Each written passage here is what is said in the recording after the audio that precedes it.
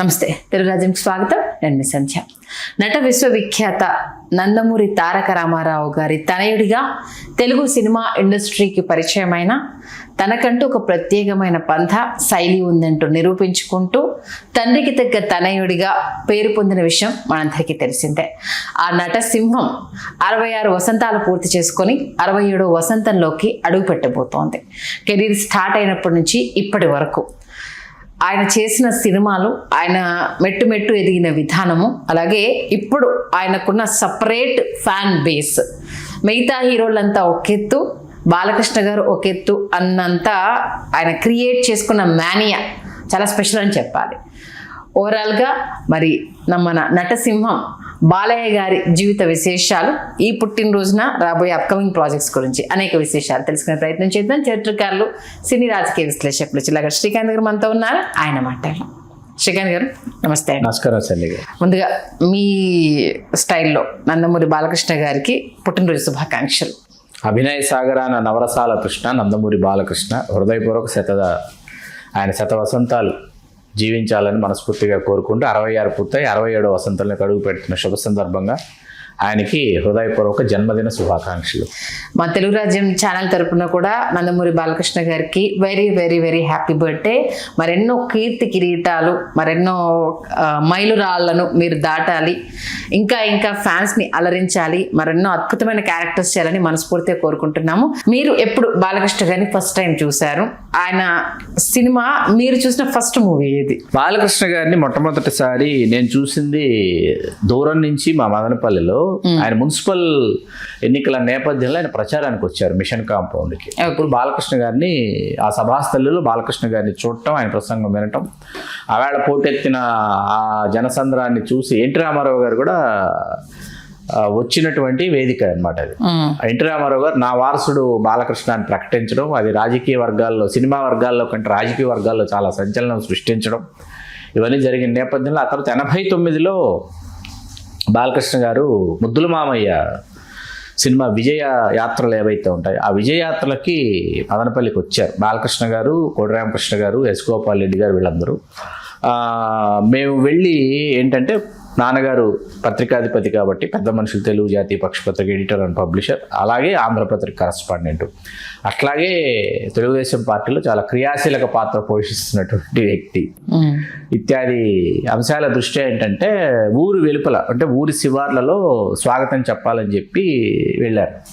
వెళ్ళినప్పుడు నన్ను కూడా వెంట పెట్టుకుని వెళ్ళారు. బాలకృష్ణ గారు వస్తున్నటువంటి కారులో నుంచి బాలకృష్ణ గారు దిగి కలిసి కరచాలనం చేసి ఆ సందర్భం ఇంకా ఇప్పటికీ చాలా నా మదిలో ఇంకా ఇప్పటికీ చాలా ఫ్రెష్గా ఉంది ఆ జ్ఞాపకం. ఆ తర్వాత అక్కడి నుంచి థియేటర్కి వెళ్ళాం. థియేటర్లో ఆయన అభిమానులను ఉద్దేశించి ఆయన ప్రసంగించడం, అట్లా బాలకృష్ణ గారిని మొట్టమొదటిసారి చూసింది అప్పుడు.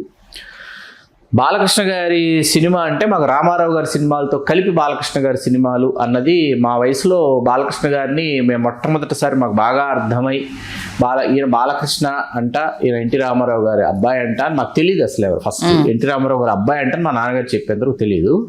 సితార కవర్ పేజ్ ఉండేది, రామారావు గారు, బాలకృష్ణ గారు, రౌడీ రాముడు కోటి కృష్ణుడి సినిమాకి సంబంధించి ఆ కవర్ పేజ్, ఫస్ట్ ఆ కలర్ఫుల్ కవర్ పేజ్ మీద రామారావు గారు పక్కన ఉన్నది ఎవరితనో అని మా నాన్నగారిని అడిగితే రామారావు గారి అబ్బాయి బాలకృష్ణ అని చెప్పారు. రౌడీ రాముడు కోటి కృష్ణుడి సినిమా మొదటిసారి నేను చూసింది. సినిమా ఫ్లాప్ కానీ రాఘవేంద్ర గారి డైరెక్షన్, సినిమా చాలా బాగుంటుంది. రౌడీ రాముడు కోటి కృష్ణుడు ఎంటర్టైనింగ్, వెరీ ఎంటర్టైనింగ్ మూవీ. కాకపోతే అంటే స్కేటింగ్ ఇవన్నీ ఉంటాయి సినిమాలో. స్కేటింగ్ కోసం సినిమాకి వెళ్ళేవాళ్ళం, నేను మా పెద్ద చెల్లెలు వెళ్ళి చూసేవాళ్ళం సినిమా. స్కేటింగ్, యాక్షన్ చేంజెస్ అన్నీ చాలా బాగుంటాయి ఇందులో సినిమాలో. బాలకృష్ణ గారు స్కేటింగ్ చేస్తారు, రామారావు గారు బాలకృష్ణ గారు కలిసి స్కేటింగ్ చేస్తారు. చాలామందికి తెలియదు, అసలు చెప్తే కానీ తెలియదు అనమాట. యాక్షన్ సీక్వెన్స్లు అన్నీ మంచుకొండల్లో, అప్పట్లో మంచుకొండల్లో వెళ్ళి చేశారు రాఘవేంద్ర గారు. షూటింగ్ అద్భుతంగా చేశారు. కానీ సినిమా కమర్షియల్గా ఫ్లాప్. ఆ తర్వాత బాలకృష్ణ గారు సాహసమే జీవితం అంటే మనం 74 ఆయన తాతమ్మ కళ నుంచి మొదలు పెడితే ఏంటంటే తాతమ్మ కళ, రామ్ రహీము, అన్నదమ్ముల అనుబంధం హీరోగా ఒక హీరోగా ఆయన చేసేటప్పటికి ఆయన వయసు 16 సంవత్సరాలు. ఇట్లా రామారావు గారితో దానవేరు శూరకర్ణ, అక్బర్ సలీం అనార్కలి, వేములవాడ భీమకవిన్ చాలా పెద్ద ఫ్లాప్ సినిమా చాలా బాగుంటుంది. ఎన్టీ రామారావు గారుది చాలా మంచి పాత్ర. సినిమా అందుబాటులో లేదనుకుంటా. అందులో వేములవాడ భీమకవి టైటిల్ రోల్ బాలకృష్ణ గారు. చాలా పెద్ద ఫ్లాప్ సినిమా, మంచి సినిమా అయితే, కానీ ఎందుకనో అప్పట్లో ఆ సినిమా ఆడలా. తర్వాత శ్రీ తిరుపతి వెంకటేశ్వర కళ్యాణంలో నారదుడు. ఇవి బాలకృష్ణ గారి కెరీర్ గ్రాఫ్ 80s వచ్చేలోపు. ఆ తర్వాత నిజాం కాలేజీలో ఆయన డిగ్రీ పూర్తి చేసేంత వరకు ఆయన నటించాల. ఆ సమయంలో ఆయనని హీరోగా నేను ఇంట్రడ్యూస్ చేస్తాను అని వెళ్ళి అడిగింది దాసరి నారాయణరావు గారు. ఆ సినిమా శివరంజని. హరిప్రసాద్ గారు ముందు చేయాల్సిన తర్వాత బాలకృష్ణ గారు చేయాలి, ఒప్పుకోలేదన్నారు. రామారావు గారు లేదు, డిగ్రీ అయిపోయిన తర్వాత నేను పంపించను అన్న తర్వాత దాసరి గారు ఇదయ్యారు. అప్పుడు బాలకృష్ణ గారు డిగ్రీ పూర్తి చేసిన తర్వాత హీరోగా బాలకృష్ణ గారు చేసిన మొదటి సినిమా సాహసమే జీవితం 1984. అంతకుముందు సింహం నవ్వింది ఒకటి అయిపోయిన వెంటనే రామారావు గారితో చేసింది, మన అనురాగ దేవత, ఇవన్నీ చేశారు. ఆ తర్వాత రామారావు గారు ఉంటారు ఆ సినిమాలో. అది రామారావు గారే హీరో ఆ సినిమాలో. సాహసమే జీవితం ఆయన సోలో హీరోగా మొదటి సినిమా. భారతీ వాసు గారు డైరెక్టర్లు, తమిళ దర్శకుడు పి వాసు గారు, సంతాన భారతి గారు అంటారు. వాళ్ళిద్దరు కలిసి భారతీ వాసు పేరుతో డైరెక్ట్ చేసేవాళ్ళు. సినిమా హిట్ అండి. సినిమా ఇళరాజా గారి మ్యూజిక్ అనమాట. పాటలు చాలా బాగుంటాయి, సినిమా బాగుంటుంది. ఇవాళ కూర్చున్న ప్రశాంతంగా సినిమా చూడగలం మనం. చాలా చాలా చాలా అంటే అప్పటికి అది చాలా కొత్త సినిమా అనమాట. కొత్త కథ, కొత్త సినిమా, అంత బాగా తీశారు అప్పట్లో. అదే సంవత్సరం ఏంటంటే Janani Janmabhoomi disco king, disco డాన్సర్ని డిస్కో కింగ్ అని రీమేక్ చేశారు విశ్వనాథ్ గారి దర్శకత్వంలో. జననీ జన్మభూమి, జననీ జన్మభూమి చాలా మంచి సినిమా, కాకపోతే కమర్షియల్గా పే చేయలేదు. అప్పుడు ఆ సమయంలో మన్వాసన ఈ తమిళ సినిమాని కోటరామకృష్ణ గారు, ఎస్ గోపాల్ రెడ్డి గారు, మంగమ్మ గారి మనవడి పేరిట తెలుగులో వాళ్ళు రీమేక్ చేయటం. ఆ సినిమాతో కని విని ఎరుగని ఖ్యాతి బాలకృష్ణ గారికి రావటం. కుటుంబాలందరూ కలిసి సినిమాకి, బాలకృష్ణ గారి సినిమాకి వెళ్ళాలి అని బయలుదేరింది మంగమ్మ గారి మనవడు అండి. ఓకే. మంగమ్మ గారి మనవడితో అన్ని వయసుల వాళ్ళు అనమాట ఆ సినిమాని చూసి బాలకృష్ణ గారిని వాళ్ళకి బాలకృష్ణ గారు నచ్చి మెచ్చుకున్నటువంటి సందర్భం. 1985 అనేది వెరీ క్రూషియల్ బాలకృష్ణ గారికి. 1985 ఎందుకంటే వరుసగా ఆయనకి 5 హిట్ సినిమాలు వచ్చాయి. దేశోద్ధారకుడు, కలియుగ కృష్ణుడు, ఇవన్నీ కూడా 85లో వచ్చాయన్నమాట. మంచి సినిమాలు వచ్చాయి ఆయనకి. దాంతో ఇంకా అసలు వెనుతిరిగి చూసుకోవాలి. నెంబర్ ఆఫ్ కమర్షియల్స్ అంటే ఫ్లాపులు ఉంటాయి. నిప్పులాంటి మనిషిని, కత్తుల కొండ అని ఇట్లా. ఆయన ఏంటంటే అది ఫ్లాప్ అవుతుందని చేయరు, కానీ ఆ సమయంలో ఏంటంటే ఆయన మీద వర్కౌట్ పల్నాటి పుల్లని వర్కౌట్ కాని స్క్రిప్ట్స్ కూడా ఆయన మీద అప్లై చేశారనమాట. కాకపోతే ఎప్పటికప్పుడు మీకు కమర్షియల్ హిట్స్ అనేవి బాలకృష్ణ గారిని ఎప్పటికప్పుడు ఆయన్ని తన స్థానాన్ని పెంచుకుంటే. అనసూయమ్మ గారు అల్లుడు ఒకటి, అది చాలా పెద్ద హిట్ అవటం. కోదండరామిరెడ్డి గారి దర్శకత్వంలో మొదటిసారిగా ఆయన చేసిన సినిమా, సొంత నిర్మాణ సంస్థలు. అనసూయమ్మ గారు చాలా పెద్ద హిట్ అవటం. ఆ తర్వాత సేమ్ భార్గవ ప్రొడక్షన్స్లో మన ముద్దుల కృష్ణయ్య సూపర్ హిట్ అవటం. మీకు ఇక్కడ రామారావు గారి తర్వాత అసలు పౌరాణిక పాత్రలు ఎవరు చెయ్యలేరు, పౌరాణిక పాత్రలకి ఎవరి ఆకారము, ఎవరి ముఖాకృతి సరిపోదు అనుకున్నటువంటి నేపథ్యంలో ఏంటంటే మంగమ్మ గారి మనవాళ్ళలోనే రాముడిగా, కృష్ణుడిగా బాలకృష్ణ గారిని చూపించడం పాటలో. ఆ పాటలు ఎప్పుడైతే రాముడిగా, కృష్ణుడిగా బాలకృష్ణని చూపించారో చాలా మంది ఎన్టీ రామారావు గారి అభిమానులు కనెక్ట్ అయిపోయారు అనమాట బాలకృష్ణ గారికి. అమ్మయ్య, మాకు రామారావు గారి నటవారసుడు బాలకృష్ణ వచ్చేసాడని చెప్పేసి.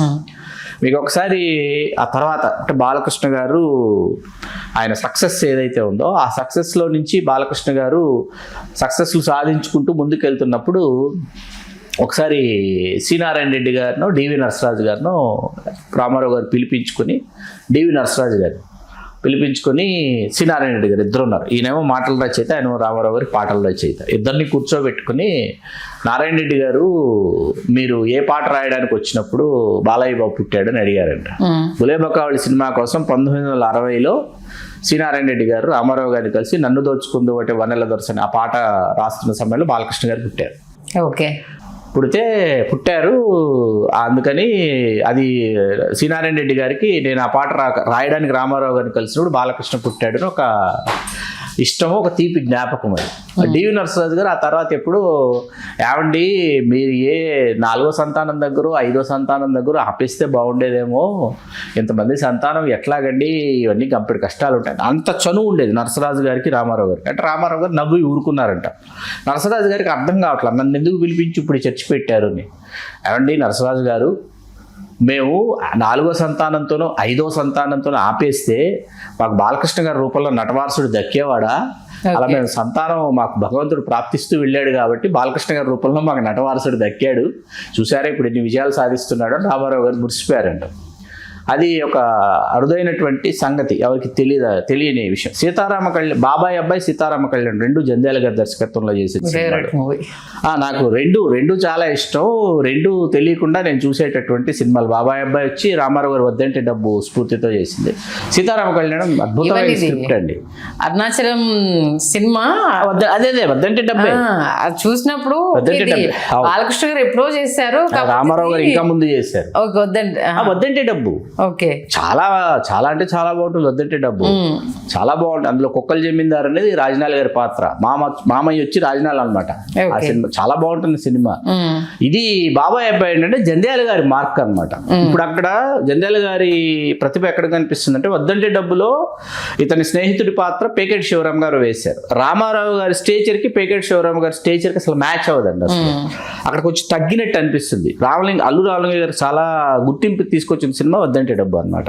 Heroine father. ఇక్కడ బాబాయ్ అబ్బాయి ఇచ్చేటప్పటికి జంధ్యాల గారు ఏం చేశారంటే బాబాయ్ పాత్రని చాలా ఇంప్రొవైజ్ చేశారు. సుధీరభద్రరావు గారి పాత్ర ఏంటంటే పాటల్లో ఉంటుంది, ఆయన అసలు సోలో సీన్స్ ఉంటాయి ఆయన మీద. అవన్నీ ఇంప్రొవైజ్ చేయడం వల్ల ఏమైపోయిందంటే అద్భుతంగా కుదిరింది అనమాట. ఆ కుదరడంతో హాస్యం అద్భుతంగా పండింది. ఏ పాత్ర చేయనని కానీ, ఏ కథ నాకు నచ్చదని కానీ, నప్పదని కానీ, ఈ గెటప్ నేను వేయనని కానీ బాలకృష్ణ గారు చెప్పరండి. ఆయన అన్నీ ప్రయత్నించేస్తారు, అన్నింటికీ ఒప్పేసుకుంటారు, అన్నీ చేసేస్తారు అనమాట.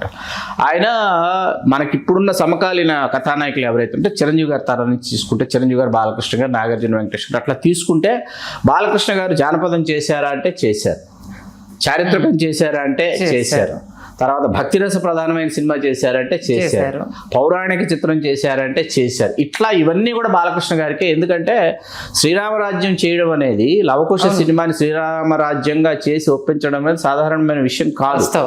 అద్భుతంగా చేశారు. అద్భుతంగా ఆ సినిమాని బాపు గారు, రమణ గారు తెరకెక్కించారు.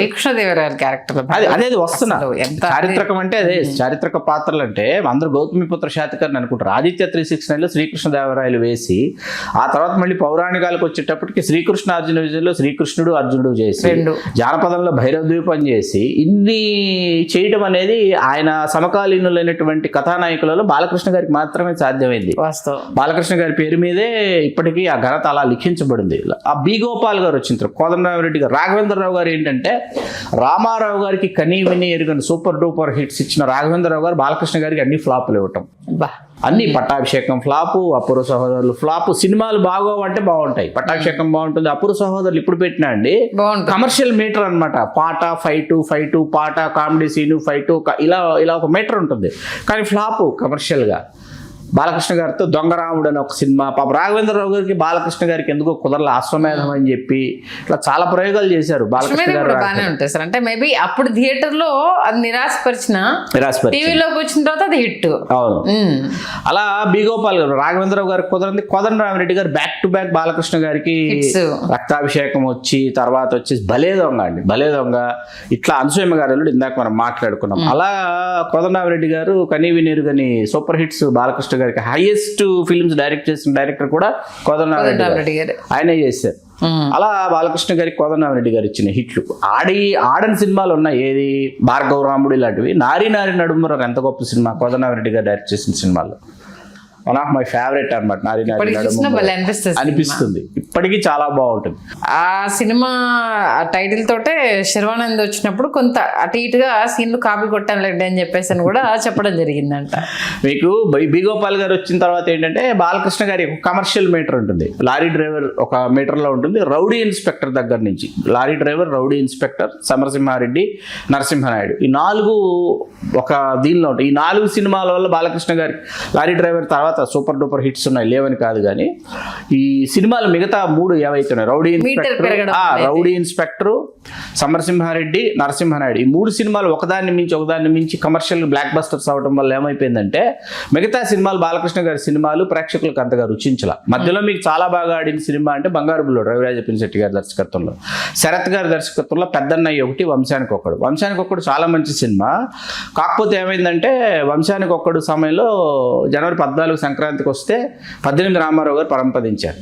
దాంతో ఆ విషాదంలో ఆ సినిమా తాలూకు విజయం ఎవరికి అర్థం కాల, చాలా మంది అసలు థియేటర్లకు వెళ్ళాల. చాలా మంది కాదు అది వంశోద్ధారకుడు, ఓకే, వంశానికి ఒక్కడని ఒక సినిమా, సత్యనారాయణ గారు అద్భుతమైన సినిమా, ఫ్యాక్టరీలో వాళ్ళ ఇంటికి దత్తుడుగా వెళ్తా, చాలా మంచి సినిమా అండి అది.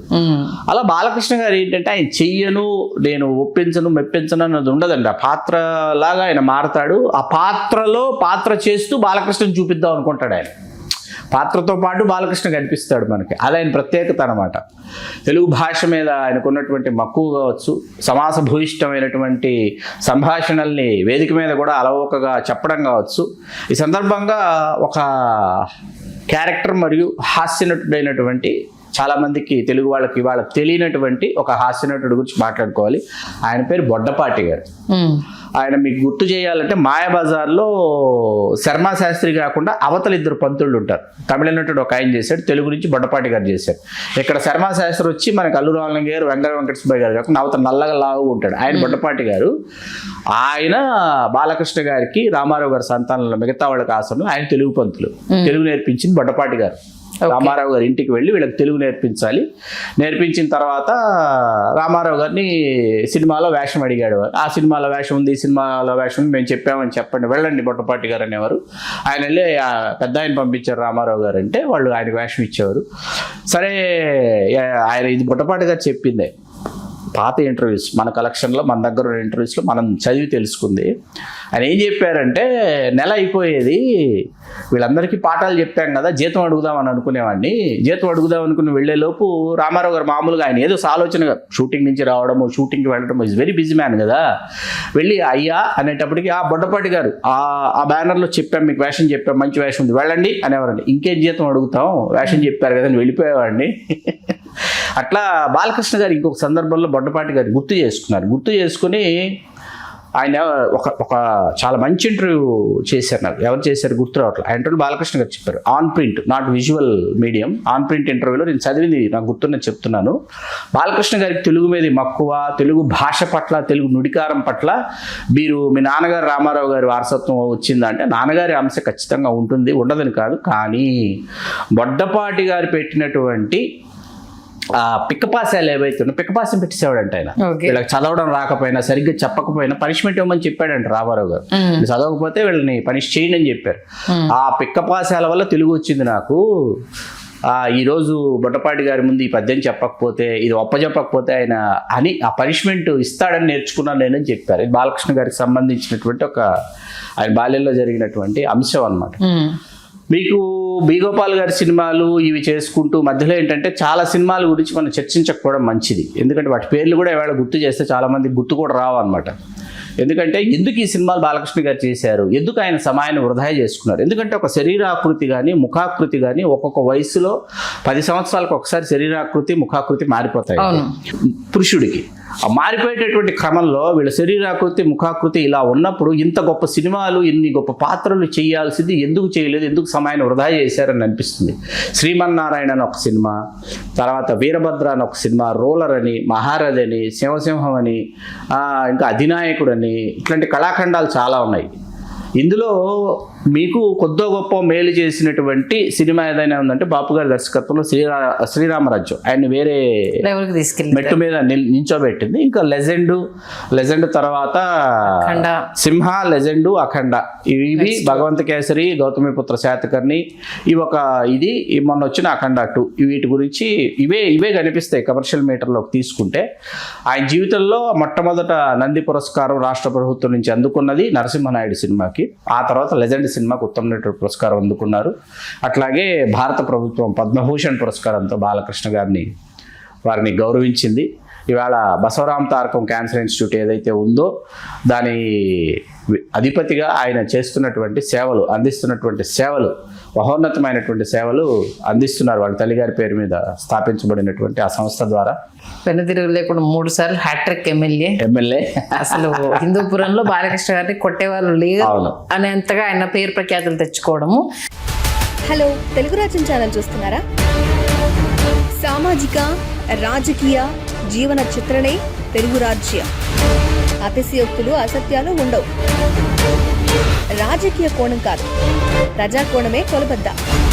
తెలుగు రాజ్యం వీక్షణ మీ ఉత్తమ అభిరుచికి నిదర్శనం.